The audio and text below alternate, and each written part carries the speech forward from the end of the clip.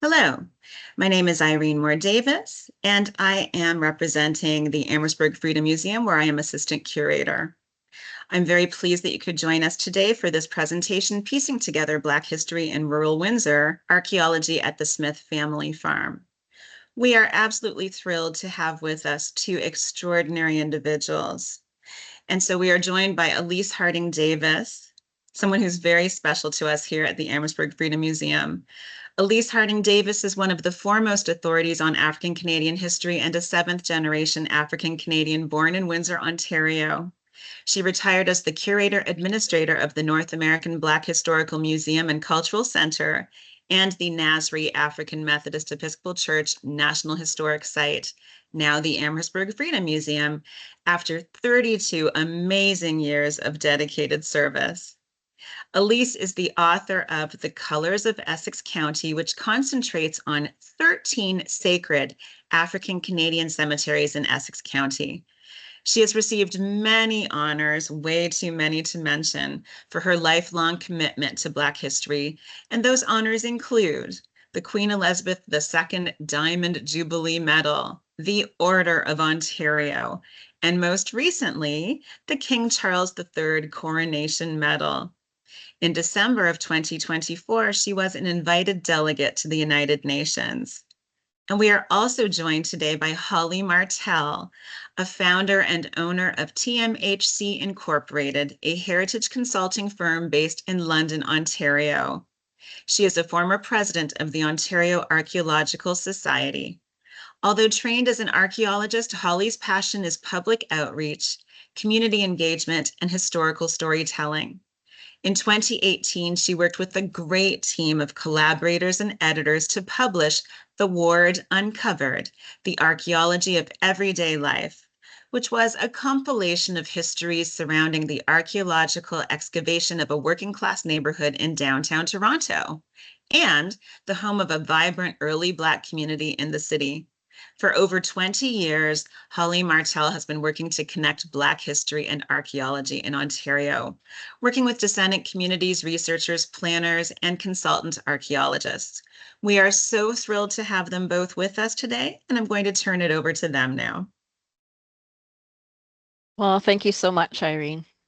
We are thrilled to be here today and to share a very early glimpse at our findings from the archaeological excavation of the Washington and Amanda Smith farm that took place last year as part of the site preparation work and regulatory requirements for the building of the new Windsor Essex Acute Care Hospital, coordinated by the Hospital and Infrastructure Ontario. Just as an orientation, the farm was owned and operated by the Smith family between 1862 and 1919 and was on the east side of the 9th Concession, south of County Road 42, north of Baseline, on a larger property which many of you may know today as the site of Lafferty's very busy seasonal sweet corn stand. The Smith farm was just down the road from the cemetery on Banwell Road, where many members of the family were laid to rest in a plot once owned by the Colored Industrial Society and the African Methodist Episcopal Church, later the BME, of which Washington was elected trustee in 1877. Given the association of the archaeological site with an early Black settler family and the nearby cemetery, when we started this project, we reached out to local researchers and community members, as well as the Amherstburg Freedom Museum and the Essex County Black Historical Research Society, to share and exchange information. The museum provided us some wonderful photographs and a temporary lab space to wash and process artifacts last fall, and we are hoping we can return the artifacts to the museum when we are finished our analysis. Elise Harding-Davis replied to our reach out with a very enthusiastic, "Count me in," and we've been collaborating on the historical research ever since. I'll hand it over to her right now to introduce herself and provide her thoughts. Thanks, Holly. You've heard quite a little bit about me. I have been so blessed to be a part of this process. I was born at Hotel du Hospital, and I was an administrator there as well. So it's a full circle, because in addition, as Holly said, I worked on designating and revitalizing African Canadian cemeteries in Essex County. And to have the opportunity to bring the people on the tombstones to life and to collect the information and coordinate it with what I know from childhood, speaking to the descendants of some of these people, is just a real joy. Some of my own family are part of this process that we're dealing with. So every once in a while, when I'm working on the Smith family, I'll see a name pop up in a census. Oh my goodness, it's just really joyful. Holly contacted me some years ago and got a copy of my book. And then last year, she contacted me and she said, "Are you ready to do a little work?" And I said, "Whatever you're proposing, madam, I am ready for. This is a blockbuster woman who has really, really changed archaeology and also has the heart to pull in the Black history in the areas that she worked in." So I'm going to turn it back to you, Holly, and you go ahead and I'll join in when I need to. Well, thank you so much. So I am Holly Martelle, and my co-author today on the archaeology side is Amanda Park. She's unable to be with us today, but we are both with TMHC Inc. And TMHC has been working with Black communities and researchers across Southern Ontario for the past 20 years, helping with the conservation, preservation, and commemoration of Black heritage sites. And archaeology is just one thing that we do at TMHC, and our work often gets done as part of various types of planning approvals for new land development projects, whether they're highways, roads, hydro corridors, subdivisions, and in this case, a new hospital. The archaeological assessments are undertaken in a four-stage process that includes a research and a background study, an in-the-field search for sites, testing of archaeological sites that are found, followed by full excavation or long-term protection in place. Increasingly today, our work involves the engagement of Indigenous and descendant communities and their participation in any number of ways, from fieldwork to historical collaboration and knowledge sharing and public dissemination of findings, as with the presentation today. TMHC had been brought in by the province partway through the archaeological process.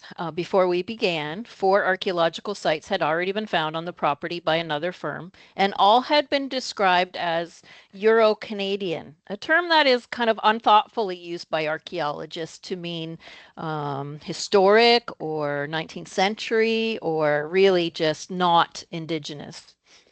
And despite some clues in the historical records, the Black history component hadn't been identified, something that happens all too often as the archaeological community has been generally slow to develop an understanding of and appreciation for Black history, even in a Black Mecca like Windsor.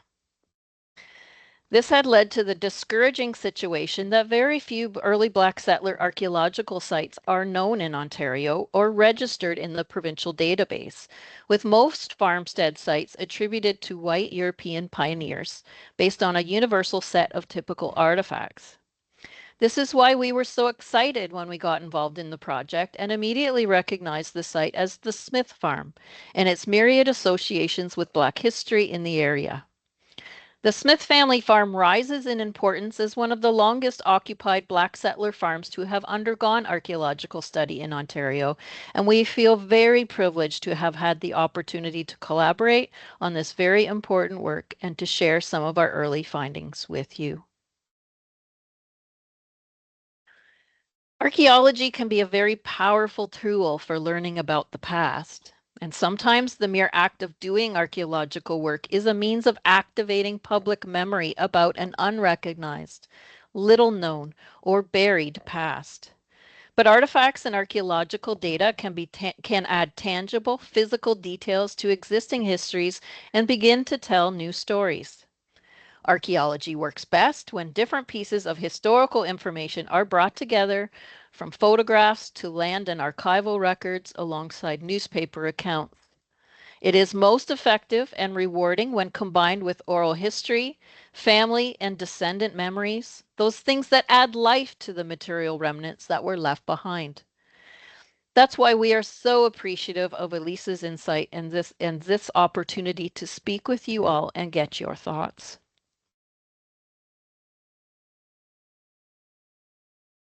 This property and the people who founded this community have such a rich history that we could talk for hours and share a myriad of stories. But we've got only a short time today. Instead, we'll be providing a brief glimpse into the history of the land and the Smith family, sprinkled with some of the archaeological information we've collected to date.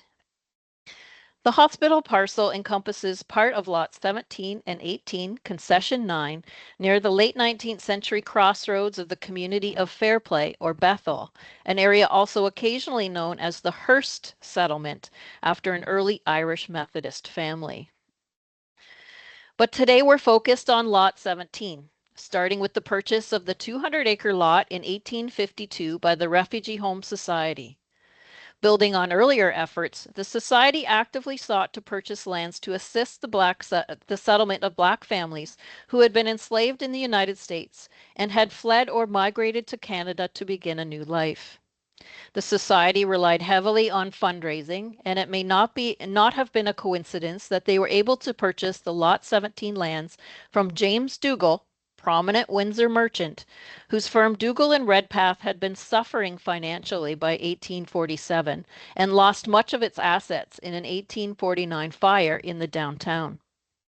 Dougal was likely encouraged to liquidate his land holdings at a reasonable price and sold Lot 17 to the Society by indenture, with a document signed by Detroit businessmen and Society trustees Horace Hallock, treasurer, and lawyer Edward C. Walker, who served as auditor. Henry Bibb signed as witness. But it is in an article in Bibb's newspaper, The Voice of the Fugitive, that tells us that plans for the purchase of the lot were in place even before the Refugee Home Society was formed, as part of the vision for the Sandwich Mission and Colored Industrial Society. The article notes that the lands in the 9th concession had been purchased by the Colored Industrial Society, which disbanded shortly thereafter, and not to diminish the complexity of events, I will say reorganized into the Refugee Home Society. The Society's efforts saw the coordinated work of a Canadian arm that included Henry Bibb, George Williams, and Josiah Henson, and white businessmen and abolitionists, many based in Detroit, to purchase lands throughout Maidstone and Sandwich townships that could be sold to Black families at cost, with payments made over time. The Society's constitution established basic rules for settlement and behavior to be adhered to by the settlers and required the Society to be disbanded following the cessation of slavery in the United States. Building on Peter Carolesmo's 1973 thesis, we've compiled an initial map of these land holdings, adding some earlier purchases by the Colored Industrial Society on Banwell Road, associated with the AME Church and where the Smith Cemetery resides today. Looking back to Lot 17, in accordance with their constitution, the Society divided the 200-acre lot into 25-acre parcels.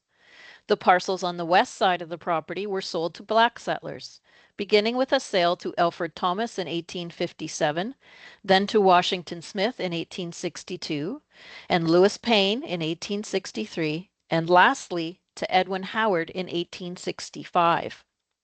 Following emancipation in the United States, the Society sold the land parcels on the east side to white settlers. After Alfred Thomas passed away in 1867, his land was acquired by Scotsman Peter Logan and later by Michael O'Keefe. Edwin Howard's land was acquired around the same time by Lewis Payne, who doubled the size of his family farm in doing so. The Thomas and Howard family ownerships of their parcels were very short-lived and were not fully confident that they actually lived on their lands, something we're still sorting out. However, Washington Smith and Lewis Payne lived out their lives on their farms, which operated well into the 1900s, after which they were acquired by the neighboring O'Keefe family, members of whom had lived in the immediate area since the 1840s and continued to operate the farm on Lot 17 and 18 today. There are some really great memories that have been shared amongst neighbors, in newspapers, and local histories of the Payne family, so I wanted to share those today. The family story and their escape from enslavement in Georgia is captured in newspaper accounts associated with the death of Louisa Payne, daughter of Lewis and Millie, and the last surviving member of the family who remained on the farm until her passing in 1939. Even today, elders speak to stories of their parents' cherished childhood memories of Louisa, sewing costumes for school plays, handing out apples and other fruit from their farm to local children, and hosting visitors on regular occasions. Louisa was insistent on living out her days on the farm and got support from John Wilson, a black laborer, to continue to operate it. John is also buried in the Smith Cemetery. Louisa received mortgages from prominent black businessmen in Windsor, which were ultimately paid off by her neighbor Raymond O'Keefe in exchange for the rights to the land upon her death. The prominence of Louisa within the community and its love for her are reflected in many surviving photographs and tributes to her, alongside a rededication of her gravesite in Fairburn Cemetery a few years ago. A good deal of research on the Smith family was done by Natasha Henry Dixon and Elise in relation to the Smith Cemetery commemoration and installation of the Ontario Heritage Trust plaque for the Banwell Road area Black settlement.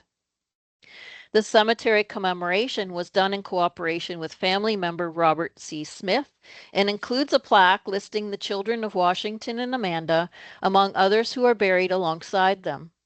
Much of what I share with you today will draw from the previous historical information compiled. In various records, Washington Smith reported that he was born in Jamestown, Virginia, and said he had arrived in Canada around 1847. An 1861 census and 1862 tax assessment identifies him as an Episcopalian and laborer at that time, living in a house owned by his soon-to-be neighbor on Lot 17, Alfred Thomas. At that time, he was married to his first and much younger wife, Catherine, and had 2 children with her, Sophia and Catherine A. Not long after the census was taken, Mother Catherine passed away, and now responsible for 2 very young children, Washington would remarry shortly thereafter to his second wife, Amanda Steward, daughter of George and Lively Steward, in a BME church service witnessed by Alfred Thomas.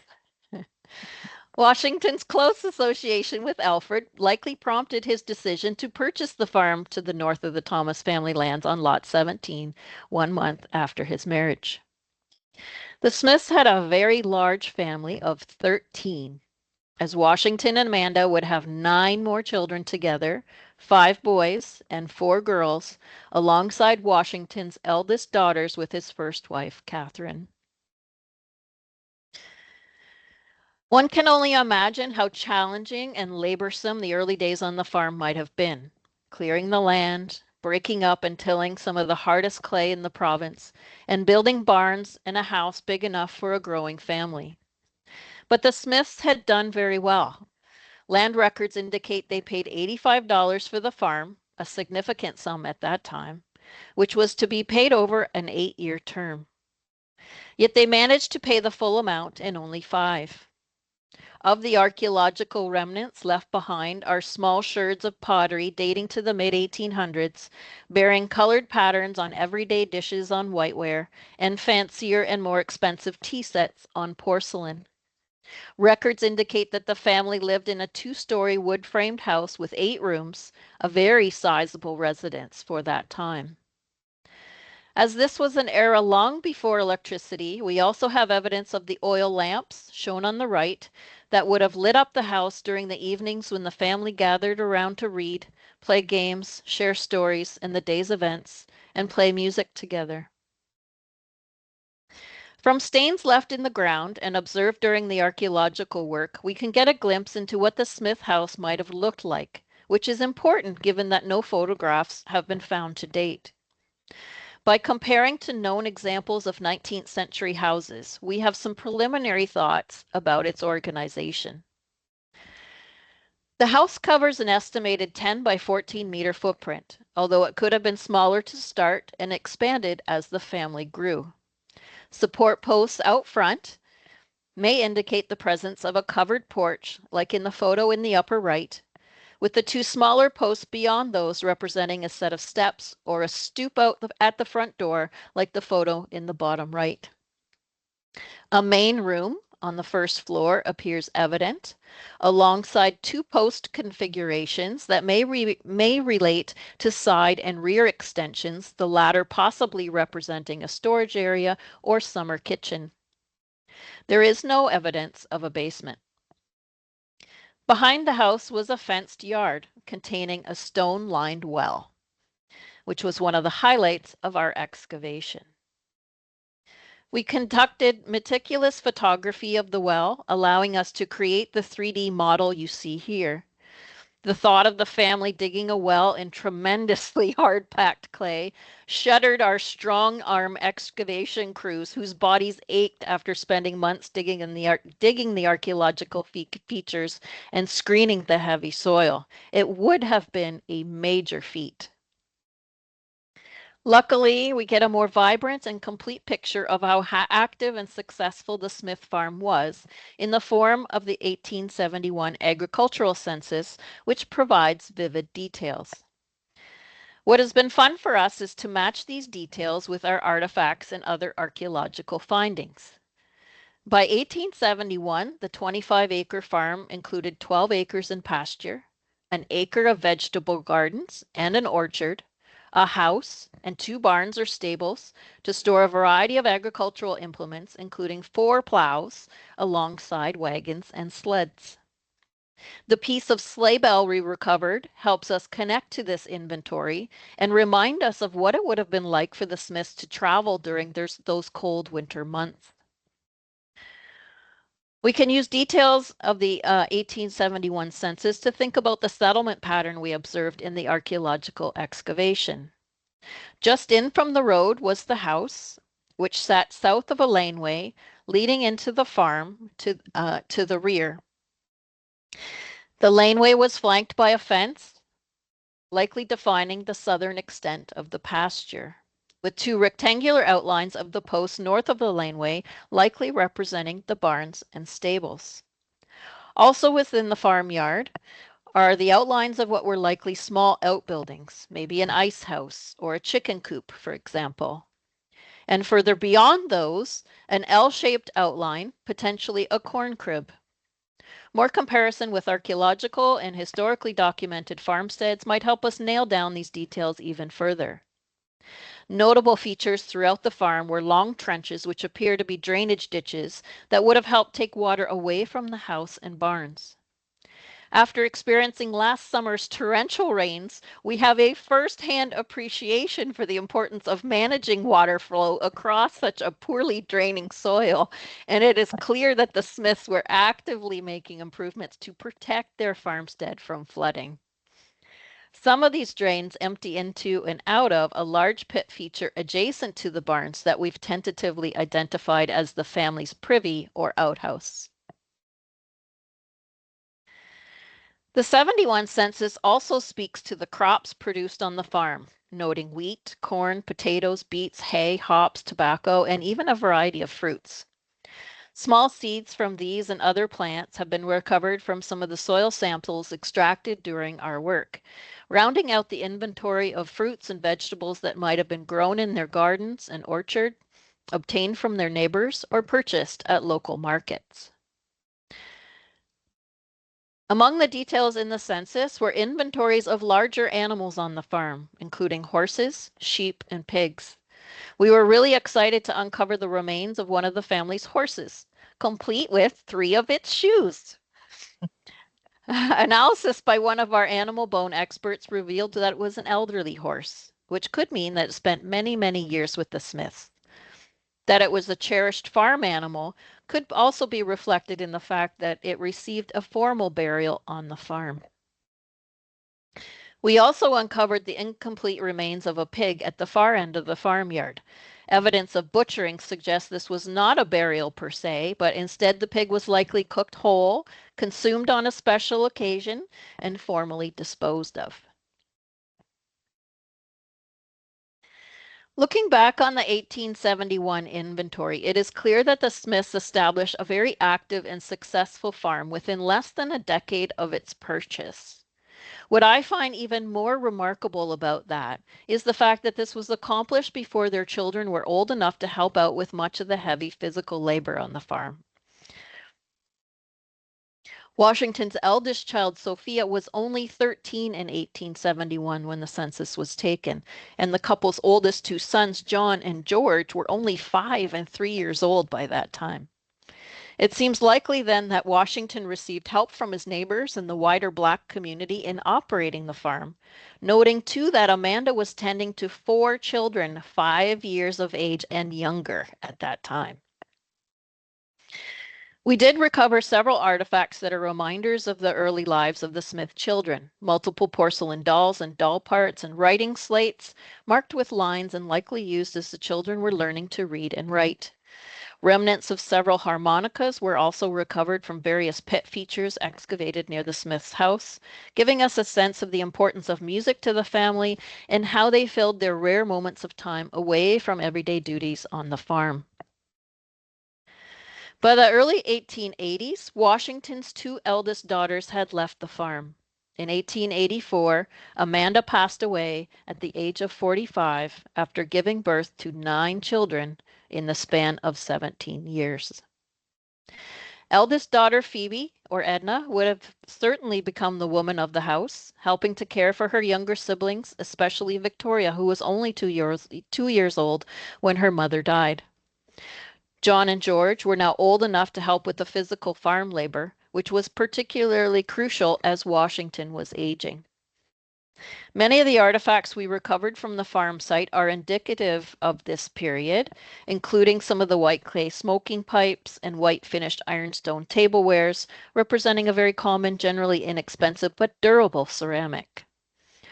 Washington may have been trying to manage the increasing financial and physical challenges of operating the farm and raising his family alone, and as he aged, as may be reflected in multiple mortgages he took out on the farm in the 1880s, which helped him manage until his sons were old enough to take over. By the time of the 1891 census, widower Washington was living on the farm with 9 of his children, who ranged in age from 22 to 8 years old. A careful examination of tax records indicates that at least some of his mortgages may have helped support significant improvements to the farm, the value of which doubled between 1889 and 1894, suggesting that a new house or barns had been built as the overall size of the farm did not increase from the original 25 acres. In 1895, and at the age of 67, Washington passed the torch through the transfer of the deed of land to his son George. Through this deed and the fact that the other children had moved off of the farm by the time of the 1901 census suggests that George, now 28 years old, remained on the farm to care for his aging father. Several artifacts recovered from the site help us think about Washington's last years. These include several bottles that likely held tonics and medicines that Washington may have used to help ease the aches and pains brought about by a lifetime of intense and prolonged physical labor that began when he was born into enslavement in Virginia. We are also curious about the overwhelming amount of elderberry seeds we have retrieved from some of the soil samples we've processed. While elderberry was used to make jam and a flavorful wine, it also has potent healing qualities. Indigenous and pioneering families used elderberry in tonics and ointments for rheumatism and arthritis, and it is still used in naturopathic medicine today. After close to two decades away from the farm, youngest son Robert Smith returned to the farm from Detroit after the death of his wife Myrtle. Robert married his second wife Grace and took over the farm, although he is reported to have been working as a waiter, so a life on the farm may not have been what he had envisioned. The 1911 census shows Robert heading a household that contained his wife Grace, Father Washington, who is now 87, and brother George, alongside a farm laborer, W. Talbot, likely William Talbot. Oddly enough, neighbor and census taker William Yore erroneously listed the Smith men as Irish, while Talbot is described as Negro. My Washington, go ahead. He's my great uncle. That's who William W. Talbot is. Yeah. It's amazing. Washington would pass away in 1912, just a couple of years short of the age of 90 years old. It seems likely that Robert and George had stayed on the farm to honor their father's wishes to live out his life there. But Talbot's involvement in the farm signaled that they needed some help to do that.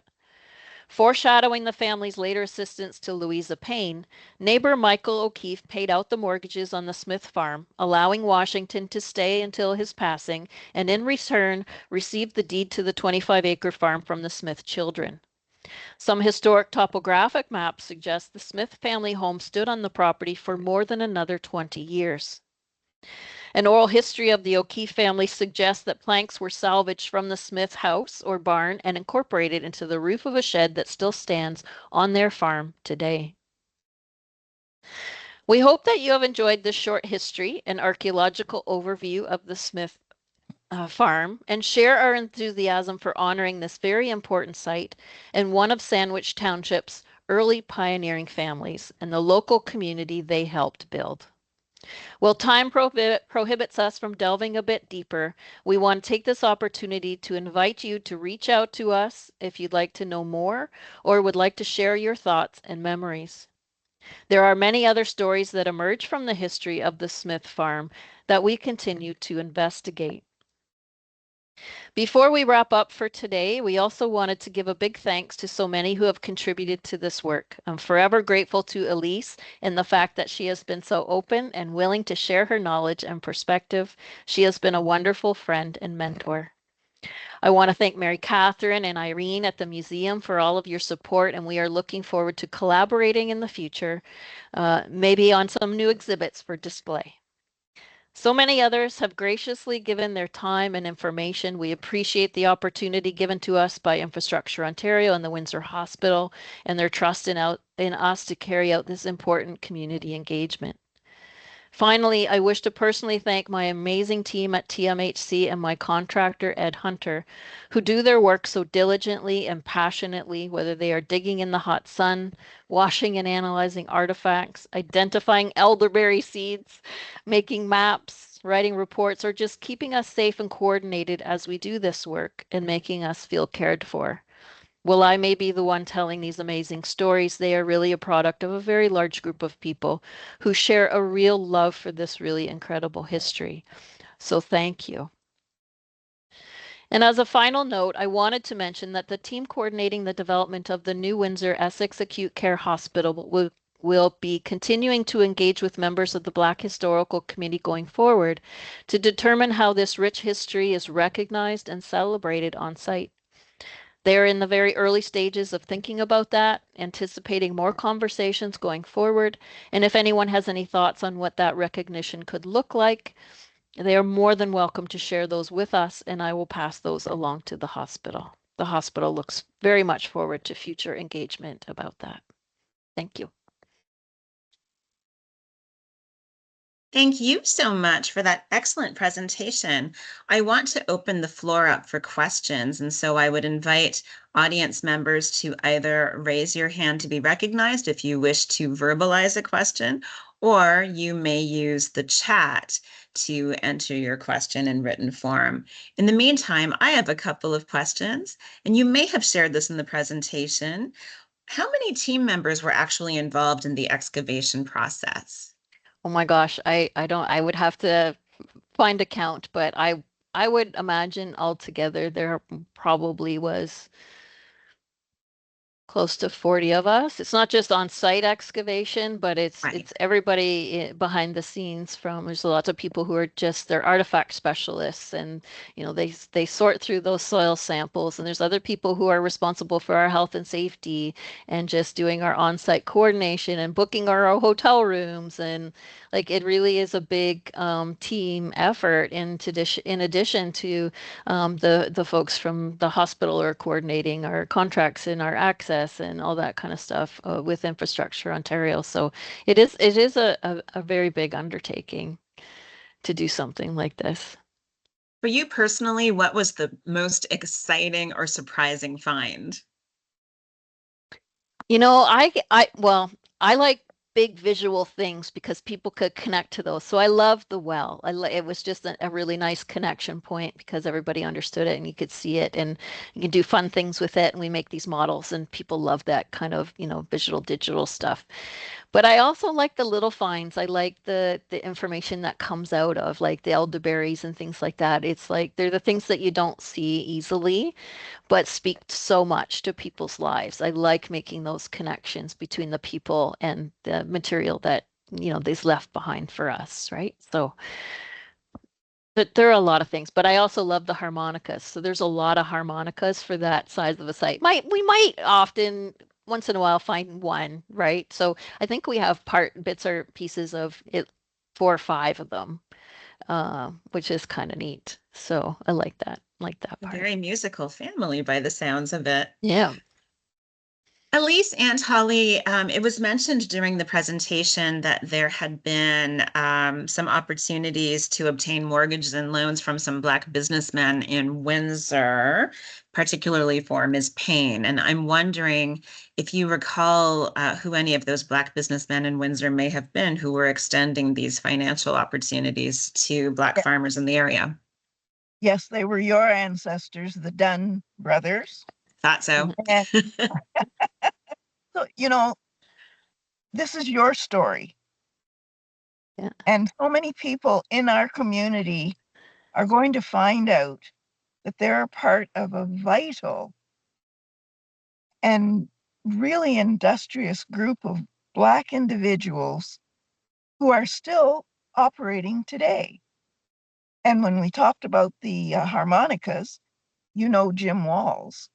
He's a part of that Smith family. Mhm. They're very musical, very talented, professional musicians. So, it's a story that is very impactful.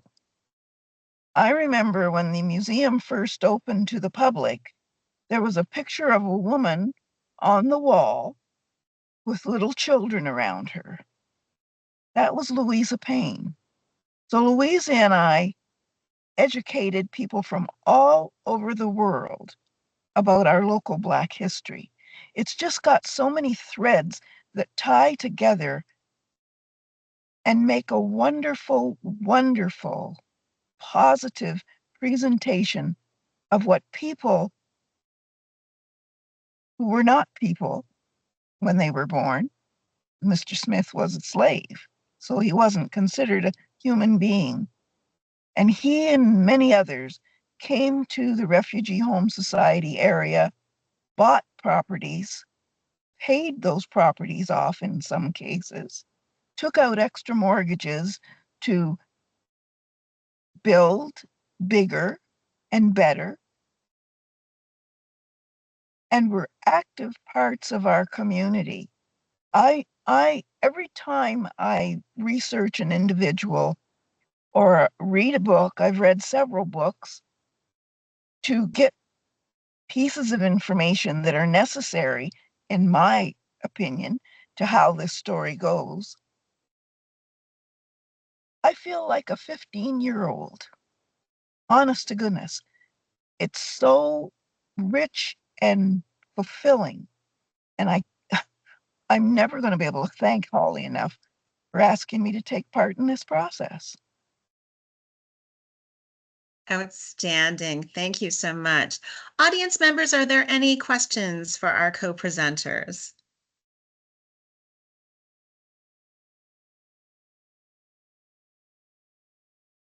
I just introduce ourselves. I'm Brandon Bailey. I'm the VP of Redevelopment with Windsor Regional Hospital.